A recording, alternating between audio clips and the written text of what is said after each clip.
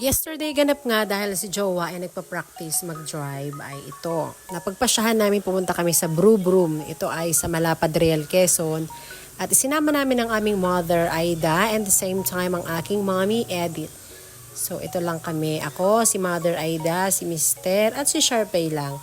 So sabi ni Mother ay saan daw kami pupunta. Saan daw namin sila dadalhin o di baga. Nagtatanong ang dalawang senior citizen. So, sabi namin ay basta dyan lang kayo, sit back and relax. Pupunta tayo sa kapihan. Sabi, ay bakit naman kayo magkakapi pa ay sa malayo?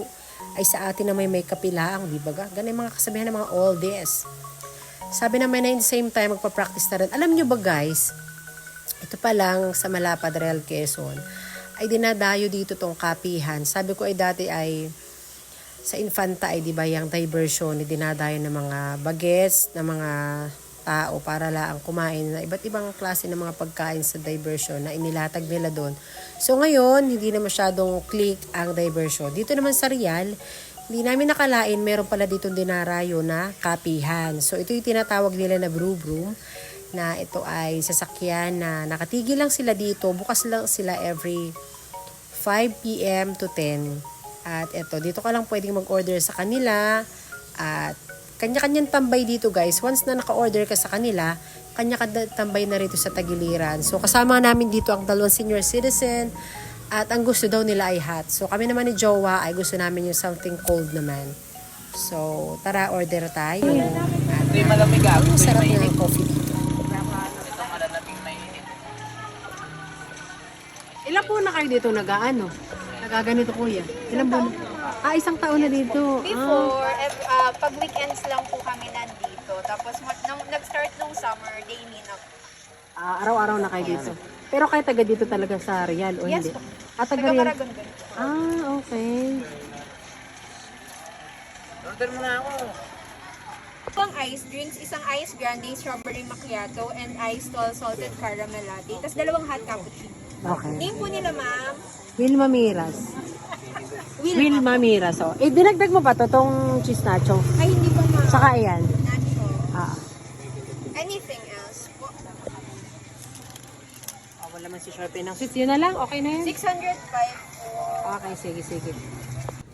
So ito nga pala yung dinarayo dito, bukod sa pagkain nila, yung view na overlooking dito yung dagat at saka yan. Dito lang yung mga tao kumakain sa tagiliran. At the same time may pagkain din, may kainan din guys dun sa may taas nito, may nakambrum-brum na sasakyan nila. So kung gusto mo kumain dun sa taas, so prepared namin na kumain sa taas tapos nung kumain yung batch na kumakain doon, kami naman ay umakyat para kami naman nandun kumain. So while waiting dito muna kami sa tagiliran, relax lang. Kasama ang aming mga momshies. So, nagulat kami, ang dami pala ritong dumarayo pagkakape. Nakakita kami rito mga taga-Infanta rin at mga taga-Nakar na dito dumadayo para lang matikman ang kanilang mga kape. So, meron silang Facebook page doon kung saan makikita nyo yung mga pwede nyo orderin sa kanila. So, ang in-order namin ay 2 cold coffee at saka 2 hot coffee for the senior citizen. So after nung batch na kumakain dito sa taas kanina, ay kami naman yung umakyat at kami ay mas bet namin kumain dito sa taas kasi kitang-kita namin lalo yung dagat. At habang kumakain ka, syempre nakakalanghap ka ng sariwang hangin na nanggagaling sa dagat. O, di ba ka? Ito lang yung dinadayo dito. Yung 4 na kape lang, 600 plus na, at the same time may nachos kaming in order. So yun, happy. Super happy kami dyan kasi magkakasama kaming buong family. At the same time kasama namin ang aking mommy at ang mommy ni Ronald Miras. Diba? Ito yung happy family na matasabi ko na complete kasi bihira lang kami lumabas na buong pamilya kasi nga si Ronald laging wala.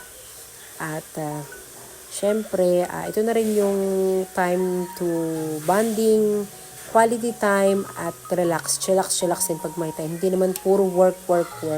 So, kayo guys, kung gusto nyo rin magkape dito, punta na kayo dito sa Brew Broom sa Malapad, Real, Quezon.